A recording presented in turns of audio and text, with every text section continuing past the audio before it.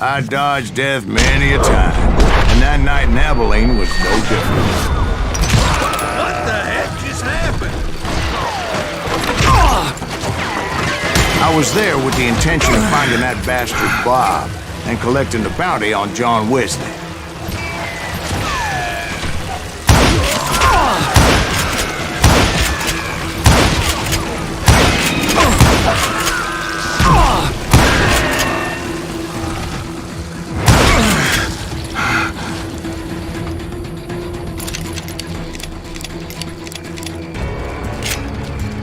I thought the Texas Rangers got hard.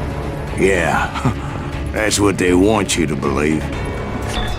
It was cold in a witch's tit and a brass bra that night as I fought my way past his loyal compadres to the very same saloon we're sitting in today. Look around and imagine this place painted in blood. Hardin was waiting for me, and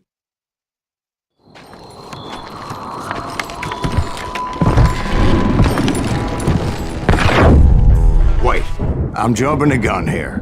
Let me back up and give you some background on this sumbitch. He deserves that much. Don't you think so, Ben? John Wesley Hardin was a killer.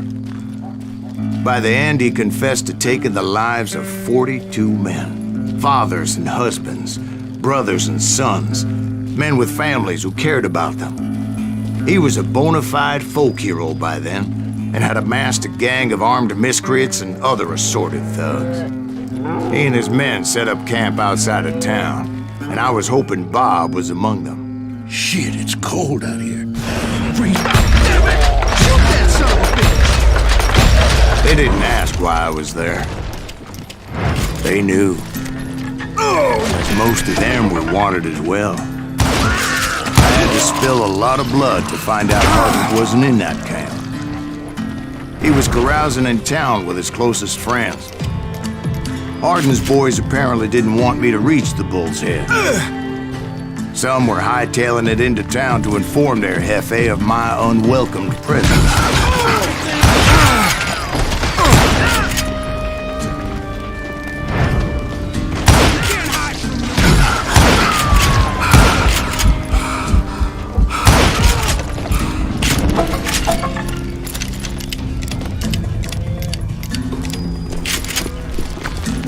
Tell Hardin someone's coming for him.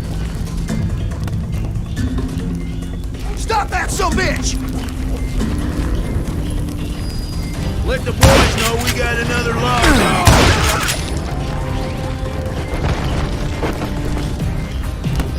Oh, I'm gonna shoot you dead. I wondered if Bob was among them.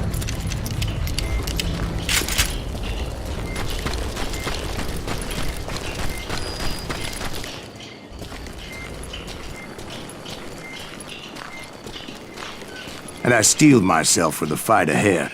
For as good as I was, deep down I wondered if John Wesley wasn't just a little bit better.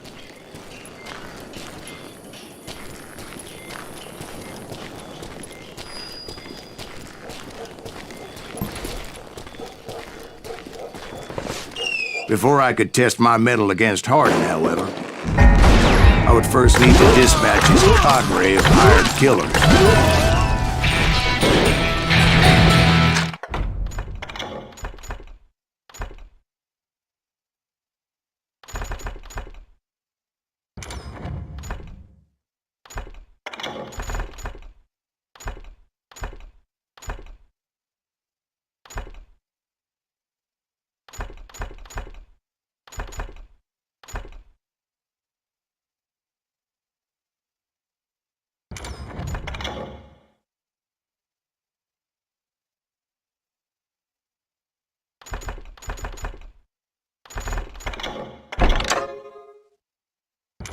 Most of these degenerates were beyond redemption, but John Wesley might have been a different story. I didn't learn until later that that night was in fact his birthday celebration. Shoot him! Shoot him!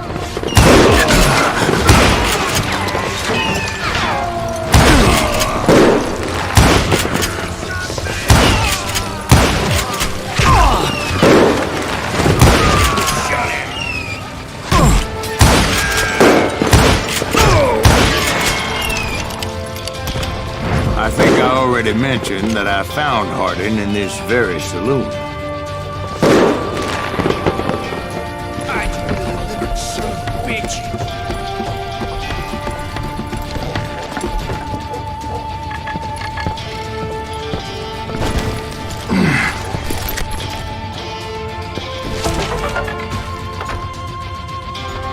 Suffice it to say, nobody there was happy to see me.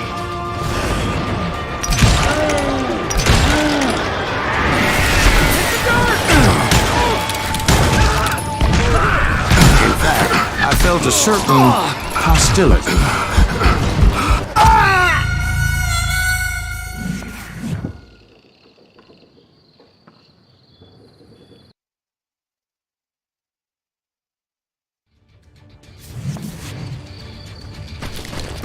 You can't hide from me!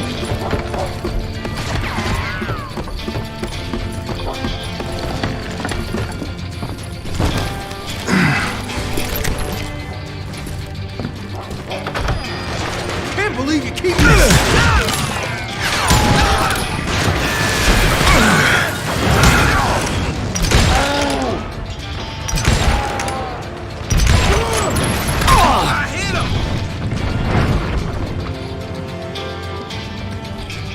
Watch where you shoot!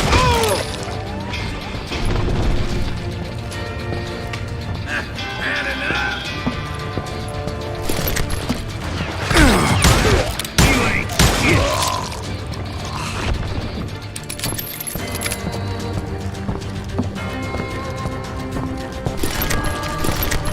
You think you can kill me?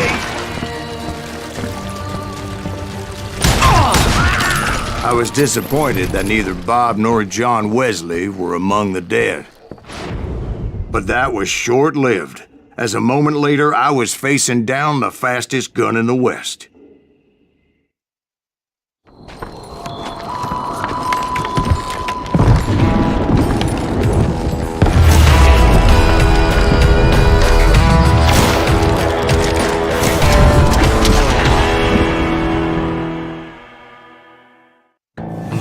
I felt a bolt of adrenaline, or maybe that was fear. He was well known for his tricks, and I knew I'd need my own if I was ever to defeat him.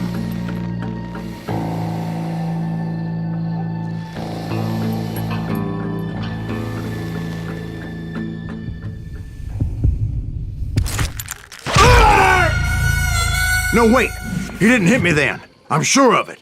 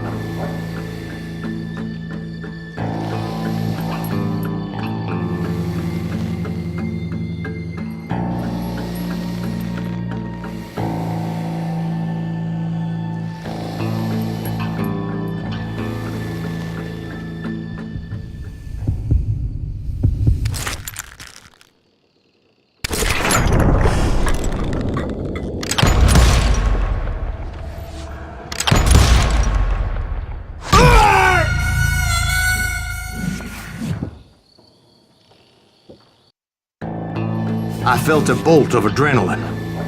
Or maybe that was fear. He was well known for his tricks, and I knew I'd need my own if I was ever to defeat him.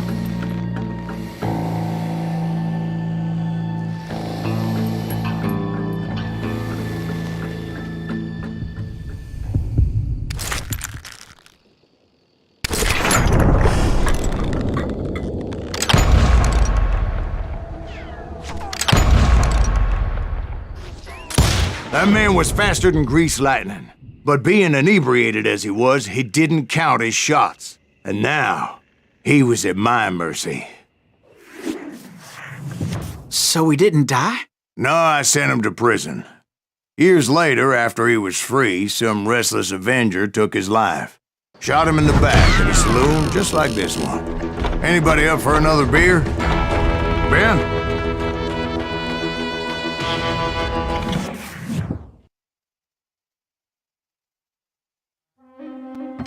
Thank you, darling. Yeah, some say revenge is a dish best served cold.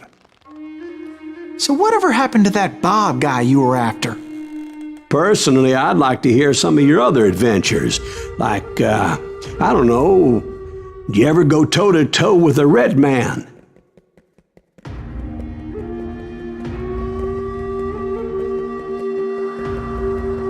Yes, I did, Ben.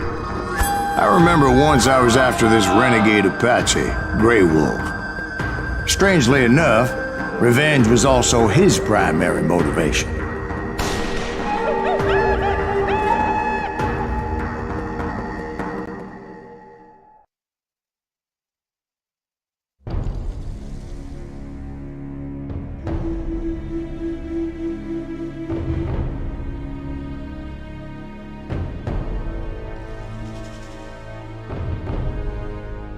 A bounty was put on Grey Wolf's head, and that's how I came to hunt him in the mountains. Mountains so high they tickled the nether regions of heaven.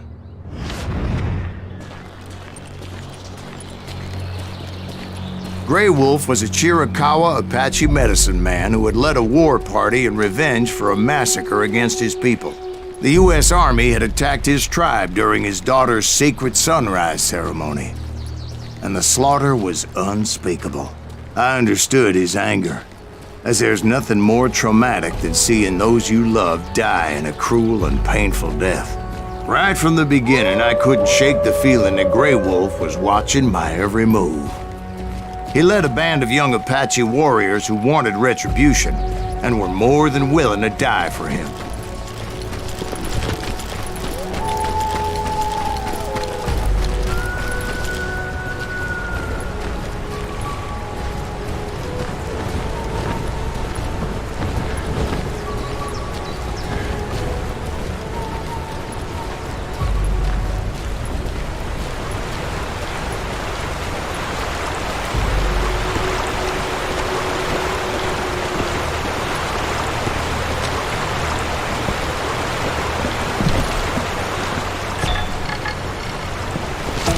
They saw me before I saw them. And it crossed my mind that maybe this wasn't such a good idea.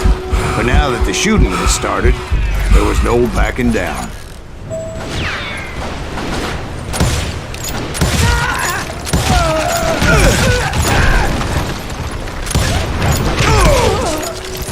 It was rugged country, the winter home of the Chiricahuas, and that's why they had retreated there.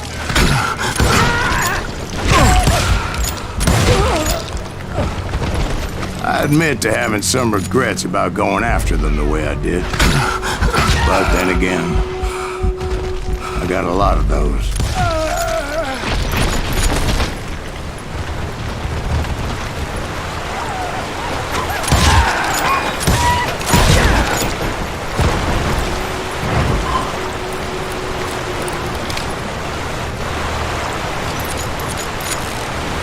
Did you find Grey Wolf? Not at that moment, but I did find the entrance to their hideout.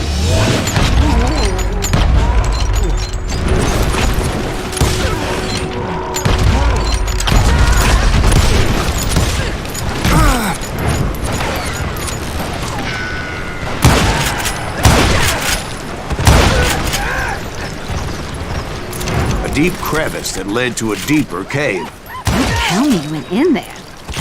Yeah, but it's not out of bravery so much as pure, angry cussedness.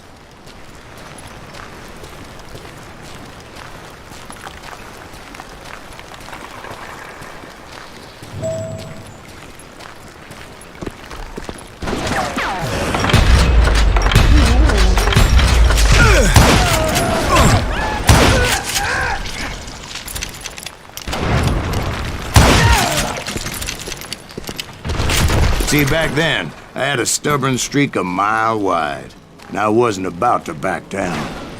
So it was like pitch black in there? Actually, it was pretty well lit. They had torches on the walls.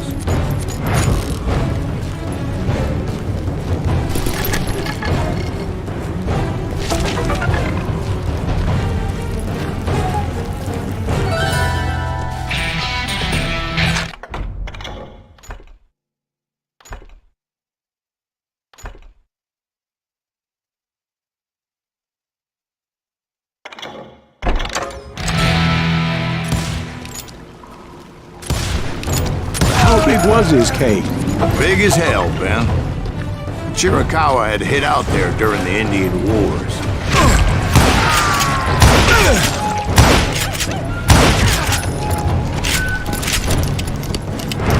They thought it was haunted with the ghosts of those murdered by the horse soldiers. The cave was haunted with dead Indian ghosts? To be honest, I was more concerned with the live ones than the dead ones.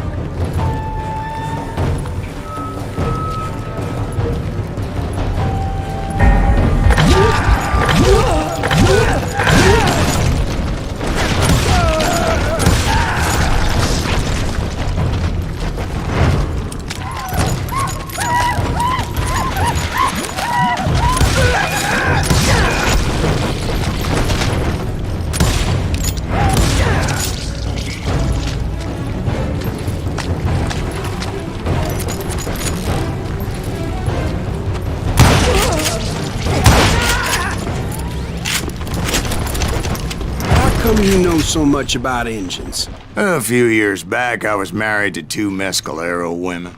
At the same time? Yeah, they were sisters. Polygyny is traditional among the Mescalero. So what happened? Oh, I had to get out of there. Those girls never shut up. Both of them nagging at me all the time. Drove me half crazy. Haven't seen them since. No, I mean, what happened with Grey Wolf? Oh, well, I pursued him into the Cave of Death.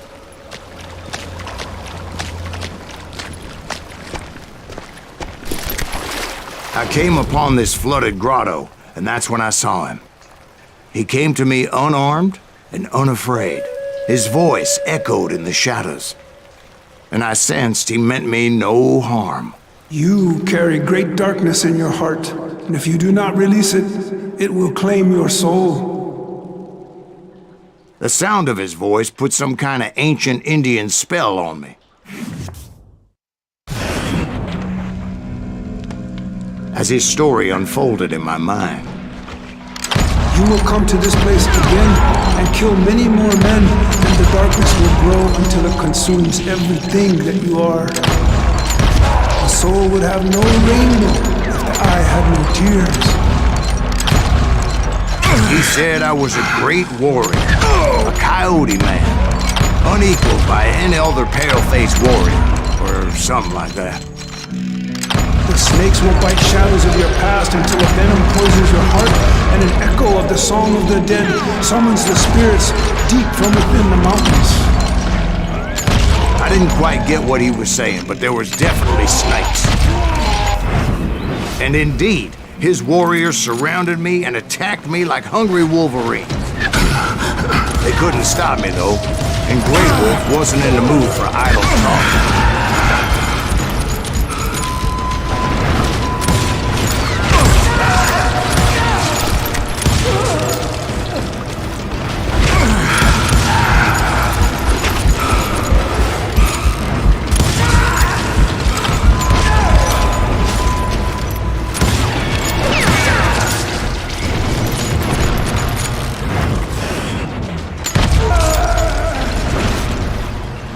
I swear I couldn't see any way out of this trap. But suddenly, one just appeared, kind of like a miracle.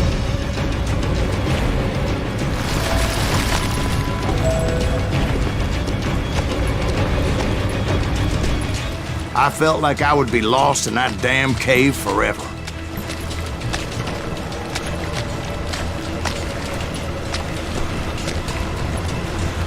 Finally, I found myself back outside, perched on the edge of a precipice, overlooking a thundering whitewater river.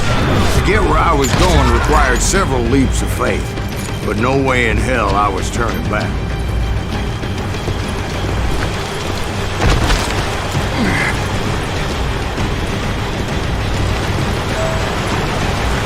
I chased after him, determined to make him explain the meaning of all that mumbo-jumbo.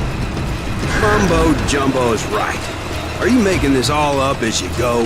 A few details may be fuzzy, brother, but I am relating exactly what happened to me. There were dozens of Apache warriors aiming at me from on high. Dozens? Well, maybe not dozens, but there was a lot of them.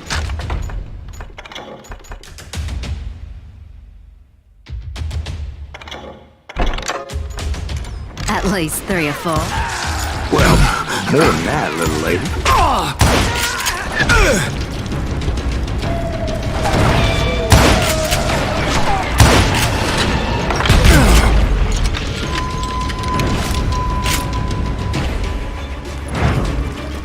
I had a steep climb up creek ahead of me and scrambled up those rocks like a mountain goat. I was determined to locate Grey Wolf and find out exactly what the hell he was trying to tell me.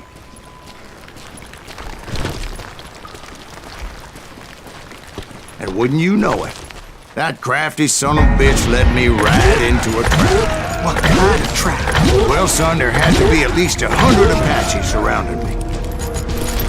100? God be my witness. Oh, come on. Who are you kidding?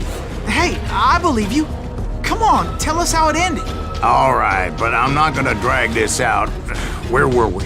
You were surrounded by 100 Apache warriors.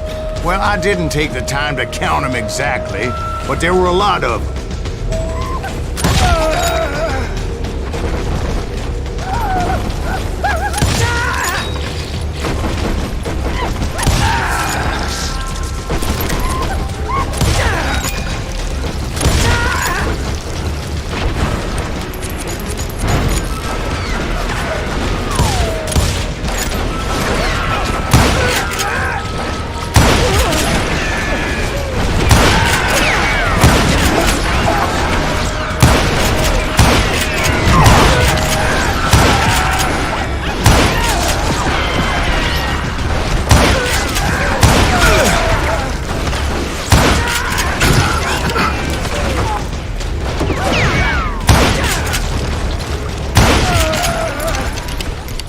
And in the end, a path appeared before me that I had not seen before.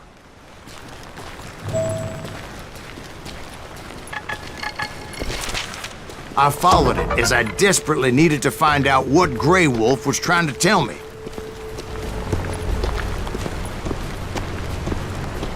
But it was like that son of a bitch disappeared into thin air.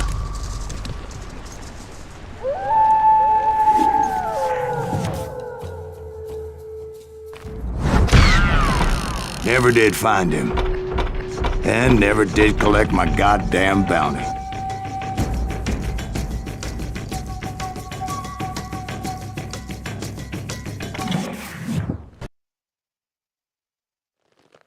Thank you, darling. It's interesting how the truth can sometimes seem might malleable, depending upon your point of view. Like how those dime novels make you out to be something you're not? Jack, don't be starting trouble. No, he's right. They do tend to exaggerate. Did they exaggerate your part in taking down the Daltons? Well, I was there in the flesh, boy, so I saw what happened firsthand.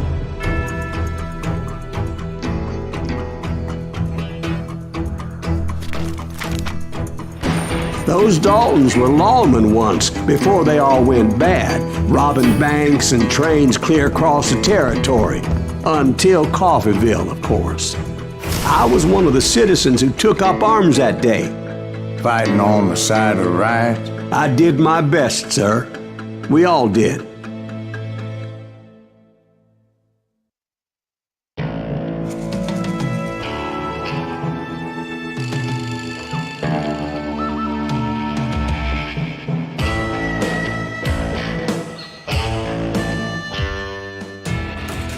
It was early morning. One of my friends was a local gunsmith, and he handed out firearms to anybody who'd take one. You see, the Daltons got it in their heads to rob 2 banks at the same time. 2 banks on the same damn street. Kill that!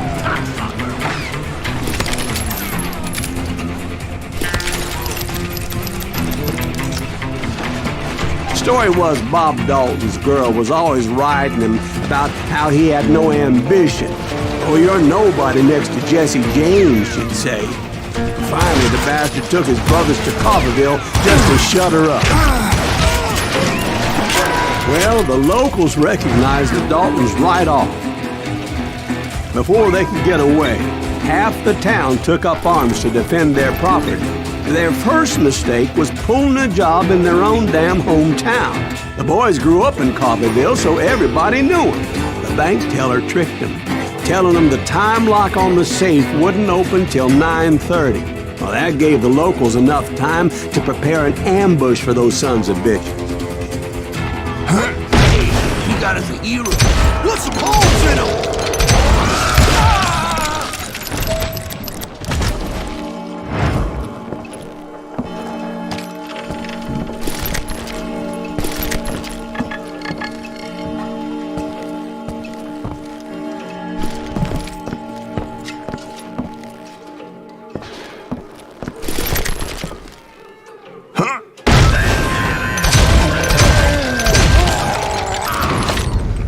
The brothers paid dearly for their stupidity, but everybody knows they had it coming. There's more to it than that.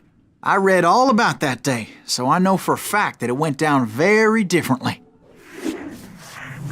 First of all, it was high noon. A posse of U.S. deputy marshals were on the rooftop across the street. Get ready. They're gonna make a move. The lawmen had been tracking the Daltons for months. Now they finally had them dead to rights.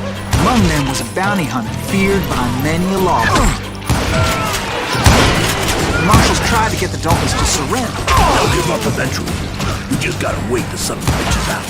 This bounty hunter knew that the brothers were far too proud to ever lay down their guns. So he went in there alone to confront those criminals.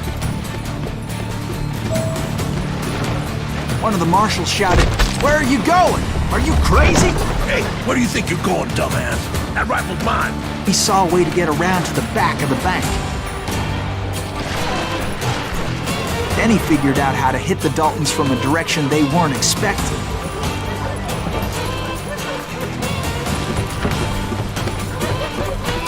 From above. Fortunately, a water tower was right there. A moment later, he was climbing up a steep ladder, laughing at danger as he did. It was brave men like him who risked their lives to tame this wild country.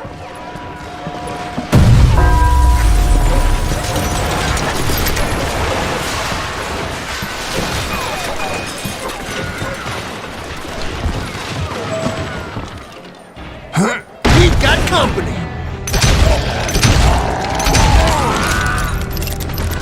Heroic men like him, who did what other men couldn't or wouldn't to make this country free. Is that Silas Jim Greaves? Booth, David Son of a Crockett, who bitch! died defending the Alamo. Over there!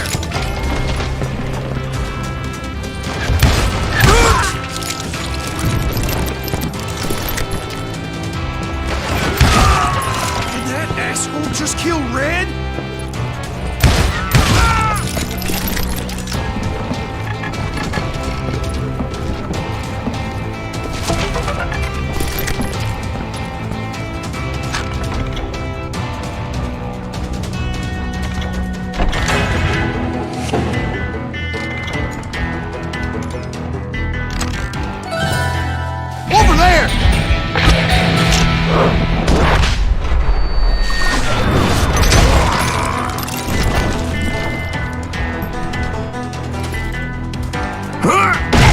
screams.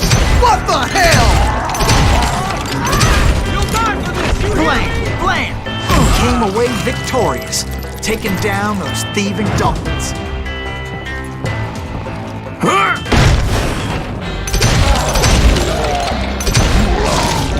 His name is Silas Greaves, and when the dust finally settled, he was the last man standing. Sorry, kid, but that just wasn't the way it happened.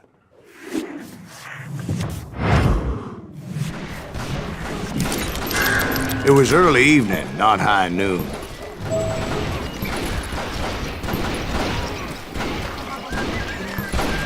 I was late to the party and Coffeyville was already up in arms. The Daltons blew up a safe and were all set to hightail it out of there. Those pathetic deputies surrounding the bank were dropping like flies.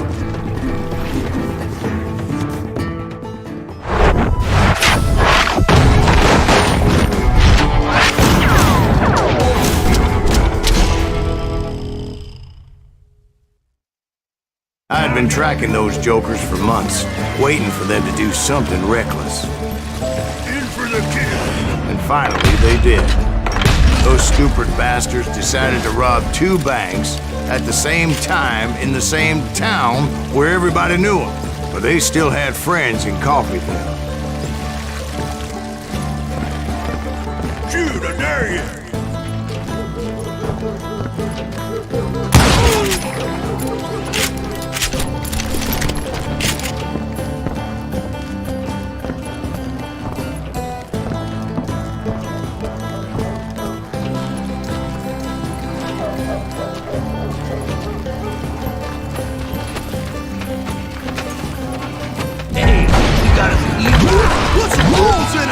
Those friends came after me like a pack of wild dogs, tooth and nail.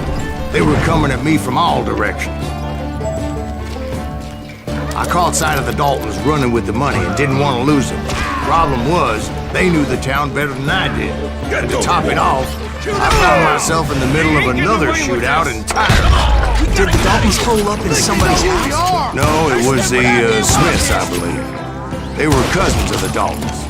And they were shooting at the Browns, who were shooting at the Daltons. Which wasn't any surprise, since those 2 families have been feuding forever.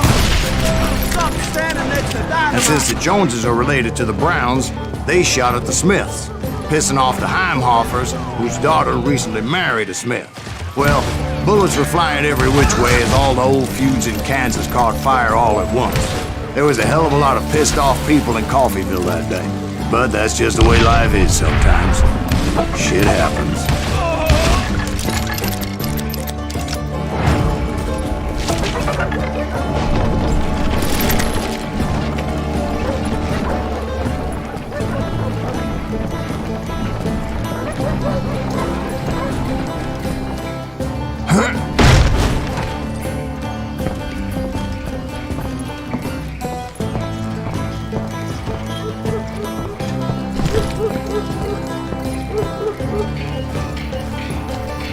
The Dalton boys knew I would never give up. Those Daltons weren't the sharpest knives in the drawer, but they always stood together. They set a trap to slow me down and allow at least 2 of them to escape. The 3rd brother stayed behind to plant me, just in case that trap of theirs didn't work.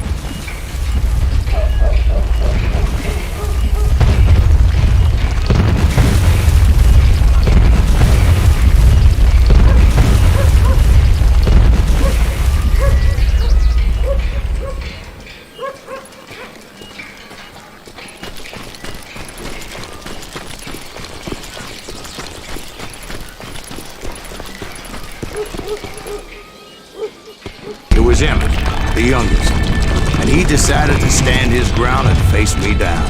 I ain't afraid of you, Silas Greaves. This is where it ends for you. He was determined to protect his brothers. I understood how he felt. Taking me on all by his lonesome wasn't exactly a recipe for a long life.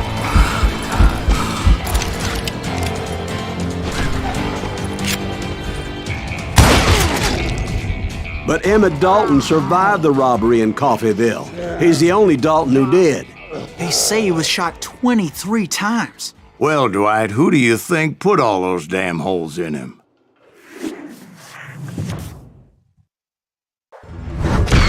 But I have to admit, that boy had grit.